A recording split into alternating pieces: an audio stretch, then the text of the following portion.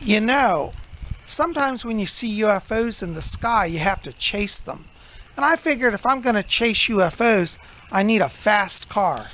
So I borrowed my brother's Corvette here. And isn't this a cool car?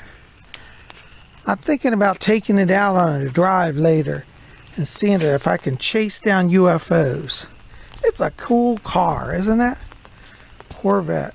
I love it. Anyways, I thought for right now, though, we'd go out walking and see what there is to see. Come on along. Here's my dad's American flag that he loved to fly. We still keep it up here because that's the way he liked it. Today it's raining. I've got an umbrella. You can see the sky's rather gray and overcast. But you know, even sometimes when the weather is terrible, you can still see UFOs. I've seen much footage of where UFOs have darted in and out of clouds and come out of cloud cover. So, you know, just because the weather's bad, don't give up your search for UFOs. Now, you know, as I'm looking here across the skyline, see we got a number of trees. This is always good because, as I was saying last week, you know, you want to try to have some objects that you can look at, and that will help you should you have a sighting to determine perhaps the height of the object, distance, you know, size. You know, it's a good way to do things. We're going to walk on along. I was going to take Jake out with us today, but he's in a mood, which is actually a good thing, because when Jake wasn't feeling well, he was listless. He wouldn't even growl at me. Now he's got attitude, walking around prancing, being all full of himself. So I think that's actually a good sign. Anyways, this is a great day for walking. You know, I'm just looking out here. It's very rural where we are. You know, so there's not a lot of noise. It's kind of more peaceful than up where I live. These trees are beautiful around here. Look at these giant trees. Just really spectacular, you know.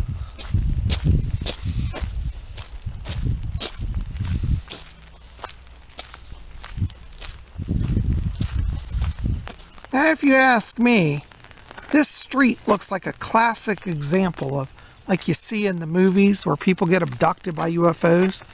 There's kind of a lone kind of country street, not much around, open sky. Can you see a car driving down through here and it just suddenly confronts a UFO above the skyline, tree line there, and it swoops down and abducts people? I shouldn't laugh. It really does happen to people, but you know, I'm just being dramatic because it kind of feels like I'm in a setting where that could happen. And if Psyche Bob gets abducted, you know I'm not turning off the camera. Now, it's important, you know, when you're looking, be open to the reality that you could have an encounter. You know, a lot of us go out on UFO Watch, and if you're like me, you get regular at doing, you almost get blasé. But then when you encounter something you haven't seen before, suddenly you realize, wow, we're dealing with a whole nother level of reality.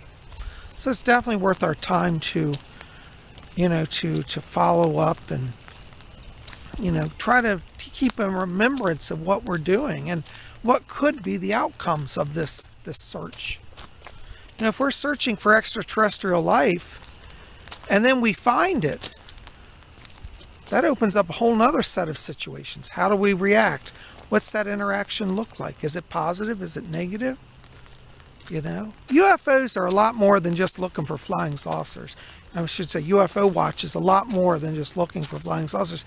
It's a search for truth. It's about what's out there, what's real, you know. And it's interesting. I'm looking as I come around the corner here, the bend of this road. The sky's really opening up now. Look at those clouds. That is a really dramatic sky today. I don't know if it's showing up on camera, but the clouds are quite low and very thick. Almost looks tornado-like. In fact, somebody told me that they're calling for tornado watch today. And, you know, when I'm looking at these clouds, I can kind of believe it. You know? I wonder how tornadoes would handle, or how UFOs would handle a tornado. You know, could they go through the tornado without being controlled by it? Is their ship power enough that they could just whip by and not be affected by the winds? Or would they too be affected? You know, understanding this alien technology is an important part of UFO Watch, because many people have reported that the UFOs don't operate on a normal propulsion system. Like on Earth we have jet propulsion. But I've been told that they operate on a type of magnetic propulsion, that they use the magnetic pull of the Earth, and that their ships create a reverse magnetic pull. So in a sense, it's like when they're going over the atmosphere, they're literally floating on waves, as if when we have a boat going across water, our boat resists the water, it floats. And in a sense, their UFO technology is like that. They create a field that makes them bounce off of the gravitational pull. Very interesting stuff. I'm not even seeing any airplanes today. Yesterday when I was out, there were a lot of chemtrails everywhere. And I'm telling you, it gets you thinking,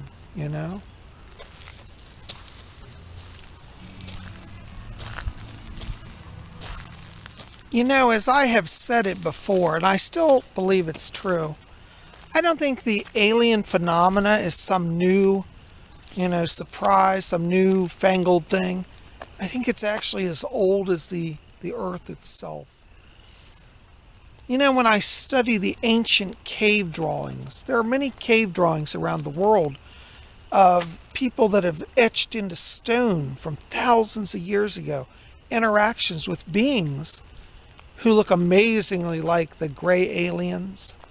Some of their drawings look exactly like humans, could be Pleiadians or Martians.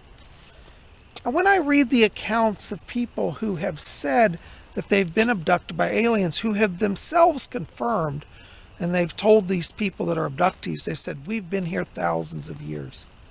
I do think there is an ancient quality to UFOs. I really am of the mindset that we're not really in danger. Now, that doesn't mean there aren't bad aliens, because, I've heard about the reptilians, and I do believe they're real. I believe that they're an evil race. But the fact is, they don't have the upper hand at this point. The forces of good still have the upper hand. Because if the forces of evil really had control and the upper hand, they'd have taken over the planet by now. So don't give in to fear. We're all okay for the moment. But we do have to think about that, that ancient reality. It's when I'm walking here, I'm looking up at this gray sky today. And I say to you, how many people have walked under this sky? Over the thousands of years, the Earth has been here. We think we've just discovered the sky because we have modern telescopes and technology, but the sky has seen the history of life on this planet. If the sky could talk, what would it say to us? No, I don't believe the aliens are here to destroy us. I do think, honestly, they're here to save us from ourselves. I think they're here to study us. I think that they're our biggest fans in many ways. They're hoping that we'll give up war. They're hoping we'll give up violence. They're hoping we will advance and put interest in technology for our own development rather than in weapons of destruction. I really believe that. As I'm walking along here, I wanted to show you guys this little tributary. This is a little bit of a kind of an outcropping of a swamp. Back over behind these trees here, there's more kind of like swampland. But the water flow from that runs down through here. Now, a lot of times this drainage ditch is dry, but occasionally it'll overflow. And this is a flow of water that comes out of when the swampland overflows and the rains happen. But it's interesting because when I look at this water, it reminds me that life on Earth started in water. And so when we walk and we see water, it's a reminder of where we all come from. We are all the amoeba that arose out of the primordial swamp.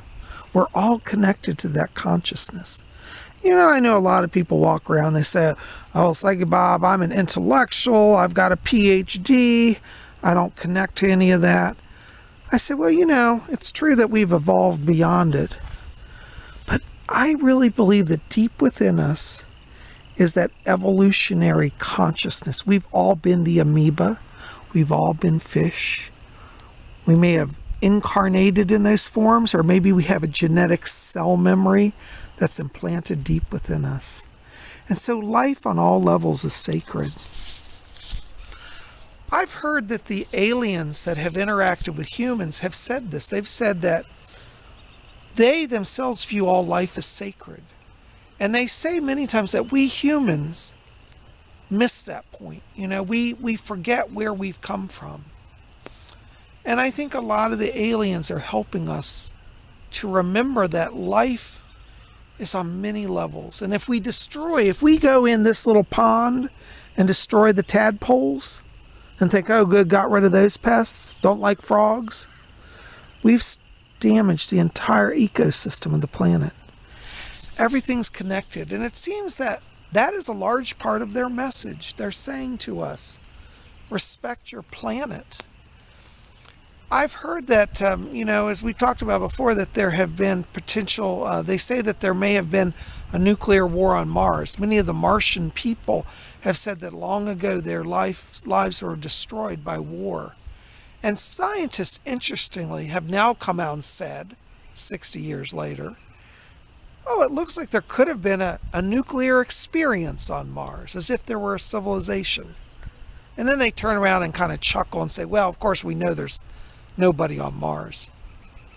But many people have said there were people on Mars. A lot to think about. Maybe the aliens know what destruction of a planet is in a way far worse than we know. You know, we talk about pollution, global warming, all of that. But what if we had nuclear annihilation? It would destroy the entire ecosystem. It would destroy so many levels of life. I was sitting here looking at these clouds. I don't know if you guys can see it. It shows them on video, but the clouds are very dramatic through the trees there. And I can't help but think about, you know, like, just like a war would destroy the atmosphere, we wouldn't have clouds like that. Or if we did, they'd be poisonous. I think whether you believe in aliens or not, you should study what they've said in their messages. I think there's a lot of wisdom there. I really do. Oh my God, do you guys see that? This looks like a mushroom cloud ahead of us. See that big vertical cloud that goes up? It's like, we don't ever want to see that. But there it is. I take when I see clouds that look like mushroom clouds, it's kind of like the universe is reminding us of what we could do and not to do it. Well, I'm not seeing any UFOs today, but you know what? That's okay. I've really enjoyed having the chance to spend time with all of you today. And I hope wherever you are that you're spending time thinking about aliens, thinking about what it means to connect to other life and other worlds. It's all a mystery, you know. One I think we should think about, contemplate, reflect on. Absolutely. Well, guys, I'm glad you're here today. Listen, if you want to help Psychic Bob out, like this video, favorite it, share it with your friends, hit subscribe, be part of our channel, post this video around, share the thoughts that we talk about here. Help us build a discussion. You guys are the best. I love all of you, and I want to say thank you. Thanks for being here. Thanks for being part of our channel. You guys rock. By the way, if you didn't see yesterday's video, I went out shopping with my mom. And y'all got to check it out. She is quite the fashionista these days. She's wearing her leopard skin jacket with gold pins. She's really styling. Check it out. It's a lot of fun. Well, guys, listen. I send you my blessings.